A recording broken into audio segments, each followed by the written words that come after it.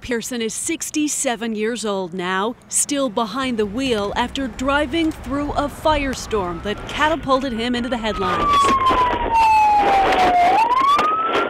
3 years ago, Pearson was headed home when the OHP tried to pull him over for suspected involvement in a hit and run. Roll down the window! Roll down the window! What those troopers didn't know that night was Pearson is deaf. Give us your hands! Give us your hands! And nonverbal. He speaks with us today with the help of his daughter, Janice Woods. You know, they hit me in the face first. And after that, I was thrown. I didn't know why. The ordeal left him bruised and broken, confused about why he'd been targeted that night and why troopers were so aggressive.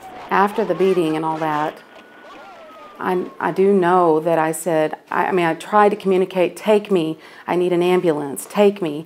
And they were like, no, no. And they were just going, it felt like slow as snails, you know, and I was thinking, please, Lord, don't let me die here. You know, when we finally got to the emergency room, to the hospital, I thought, I'm safe. The district attorney cleared the troopers and charged Pearl Pearson with resisting arrest. We spoke with the DA about the case back in 2014.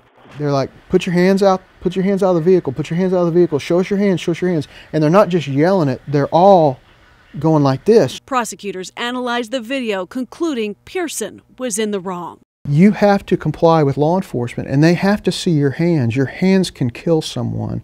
That's what you grab weapons with. That's what you punch people with. That's what you stab people with. That's what you shoot people with. Your hands. Troopers feared Pearson had a weapon.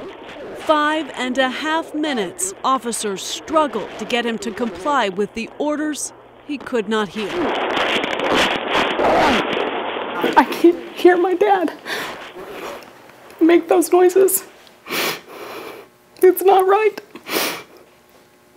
It's changed our lives forever.